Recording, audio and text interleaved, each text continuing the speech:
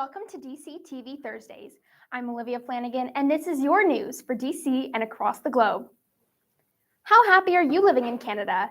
In celebration of International Happiness Day, the World Happiness Report has been released for 2024. Canada comes 15th on the scale, dropping from 13th place in 2023. Finland took first place, Denmark in second, and in third is Iceland. The report found that Canadians over 60 rank 8th for the happiest in the world, and those under 30 rank 58th. Next month's solar eclipse is set to drive millions to Niagara Falls to watch this rare celestial event. On April 8th, the total solar eclipse will be taking place over eastern Canada. Experts warn Canadians looking at the eclipse can cause eye damage and to wear protective eyewear when looking at the sky during the phenomenon. The next expected occurrence of a total solar eclipse in southern Ontario is in 375 years. Now, here's Alex Muhi on campus resources at DC. Here at Durham College, we have many different resources to help students with their project, even to help with... Bruh, no way! 5,000! Bruh, I can't afford that. Here at Durham College, we have many different resources to help students with their project, even to help with extra-school activities, and to help even reduce stress. Some of the resources that we offer here at Durham College are the gym, the pit, and the campus store. One of the best resources that we have here are the Student Service Building, which offers SALS. SALS is the Student Academic Learning Center. SALS has an array of different resources such as peer tutoring, reading, writing, and language. My favorite resource at Durham College is Media Loans because they have so many cameras, tripods, lav mics, what we need for our assignments, which is very helpful rather than purchasing it on our own. And it saves time just to sign it out. And yeah, they're very helpful and very nice. If you want to hear more about Durham Colleges, watch Megan about the Durham College Open House on March 23rd. Back to Olivia in the studio. Alexander Muri, DC TV News. Yesterday, around 12:45 p.m., a military vehicle was traveling eastbound on Highway 401, and the vehicle lost control and rolled over, causing serious traffic delays in the area for over 2 hours. 2 left-hand lanes were blocked until the crash was cleared at approximately 3:45 p.m. later that day. There were no injuries in the crash. Here's some quick information on how to stay safe on the roads.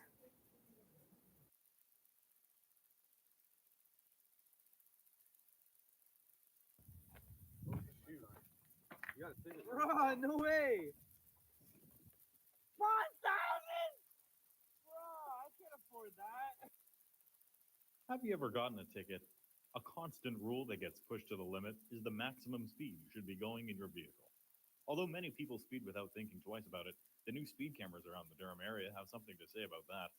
People are now getting tickets sent right to their house. There are multiple speed cameras around the college, too. Being careful and driving at a reasonable speed can save your life, along with many others. The average speed in Oshawa is 40 to 50 kilometers per hour. Speed signs are key to driving at a safe speed. The average fine for speeding is around $5 per kilometer, up to 19 kilometers over the limit. And the fine goes up to $7.50 if you are speeding 20 to 30 kilometers over the posted limit. With this process working for the Durham region, you can expect more speed cameras to come in the near future. Save yourself any issues at all by being sensible. Driving is a privilege, not a right. Durham police are currently searching for a missing 15-year-old girl. Marley, 15, is described as 5 feet 4 inches tall and weighing roughly 105 pounds with medium-length brown hair. She was last seen in the area of Mary Street and Colburn Street in Oshawa, wearing a red sweater and black pants. Police are asking for the community's help in looking for the missing girl. Anyone with information is asked to contact local authorities. That's all for your news today. Here's Anthony with everything you need to know from the sports world. Thanks, Olivia. Here's the latest NCAA Tournament Selection Sunday update. The Yukon Huskies have secured the top overall seed, joined by the powerhouses Houston, North Carolina, and Purdue as the #1 seeds. Keep an eye out for the Cinderella teams ready to shake the bracket. Nebraska's eyeing their first ever tournament win in the South, while Arizona's set to make noise in the West with hometown advantage in Phoenix. Stay tuned for March Madness. Breaking news from Los Angeles, the Dodgers have terminated Shohei Ohtani's interpreter, Ippei Mazara, contract over alleged illegal gambling and theft. Reports from LA Times and ESPN prompted swift action while the team was in Seoul, Japan for Ohtani's debut. Mazara, Ohtani's long-term companion, faces allegations to have overshadowed the partnership. Ohtani's legal team revealed he's a victim of theft. Dodgers are investigating. Stay tuned for updates. In the latest hockey news, Austin Matthews led the Toronto Maple Leafs to a 7-3 victory over the Washington Capitals last night, scoring his 56th and 57th goals of the season. Despite Alex Ovechkin's milestone goals, Matthews shines bright in his pursuit of the 70-goal mark. Ovechkin's chase of Gretzky's record continues, just 50 goals away, captivating clash between hockey titans. Next, we have Nico talking about the campus clash. The campus clash is here, everyone. The Campus Recreation Center at Durham College is hosting the second annual basketball campus clash between the Durham Lords and Ontario Tech Ridgebacks. Both of the men and women's teams will take turns facing off against each other. The first annual campus clash took place last year on March 15, 2023. Last year, the Ridgebacks swept the Lords in both games. However, people do not believe that will happen again this year. That is because the Lords men's basketball team were the best in the OCAA league this season, winning 17 games and only losing one game the entire season. Most of their wins were also blowout victories by 30 points or more sometimes. They also won the bronze medal game in the playoffs this year against St. Clair. Meanwhile, the men's team for Ontario Tech also had a strong season, winning 16 games and only losing 6 the entire season. They went on to lose in the quarterfinals against Toronto, however. This game and campus clash for sure will be a thriller to watch. For DCTV News, I'm Nico Lecca. The Blue Jays have traded their infielder Santiago Espinal for Chris McIlvaine, who is a pitcher for the Cincinnati Reds. Espinal has played 4 seasons for the Blue Jays. Last season, Santiago hit 2 home runs with a batting average of .248 and played in 92 games. The Blue Jays, he is a valued player for the Blue Jays. Chris McIlvaine is looking to prove himself to his new team. That's our wrap on sports. Next up, we go to Andrew, who has the latest in the world of entertainment. Thank you, Anthony. On today's entertainment news, Ariana Grande officially divorces her ex-husband Dalton Gomez after the alleged affair with a Broadway performer, Ethan Slater. They met on set of the upcoming movie adaptation of Wicked. Afterward, they developed a romance off-set, in spite of both being married. Ariana Grande has been known to be a home wreck, so this wasn't a surprise to the public. John Travolta shares praise with Timothée Chalamet in a trending tweet for tying a record he set with Grease almost 50 years ago. The Hollywood star complimented Chalamet, who led the 2 highest-grossing domestic box office movies, Wonka and Dune Part 2. This feat Travolta himself reached between the 1978 and 9 years with Grease and Saturday Night Fever. Chalamet's leading role in both films helped them reach box office totals of over $200 million each. Jonathan Majors is in hot water with his ex after she filed a lawsuit on allegations of assault, defamation, and more. Grace Jabari filed the motion in federal court in Manhattan on Tuesday, claiming she was subjected to incidents of abuse during their relationship from 2021 to 2023. Majors maintained his innocence in the trial. A Manhattan jury previously convicted him of assault against Jabari. Now over to Durham College entertainment correspondent This Megan Thomas. Saturday, on March 23rd, Durham College will be open for all future students for their spring open house of 2024.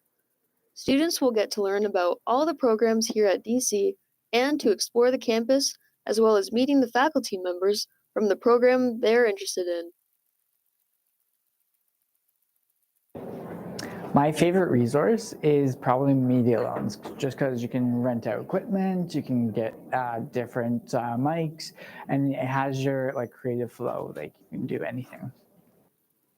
During your time at the open house, you will experience campus life, learn about DC's supportive financial aid services, explore the study spaces around campus, and you can enter a chance to win $5,000 towards tuition. Durham College open houses encourage future students to explore the campus as well as find out all the details about their program that they're interested in. It also gives students a chance to check out all the resources to help them succeed in their program because success matters, and that is important at Durham College. It was a nice experience, and the tour guide really helped me, see that with that perspective. I got to see, what the campus was all about. Durham College is always ready to help students and future students with their success because at Durham College, success matters. For DCTV News, I'm Megan Tomasoni from Durham College. Kung Fu Panda 4 had a successful opening weekend, making $58 million. With the success of the movie, the franchise has now made $2 billion globally, making it the 7th highest grossing animated franchise of all time. The movie is still on its way to become even more successful once it's released in other parts of the world. Kung Fu Panda 4's success also comes from the fact that it's the only animated movie out right now before the Garfield movie. That's all for your world of entertainment. Now let's head over to Syed Rivzi with the weather.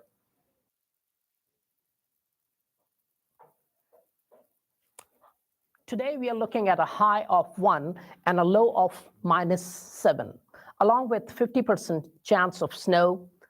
Fortunately, on Saturday, we are looking at 51 millimeters of snow with a high of 3 and a low of -6.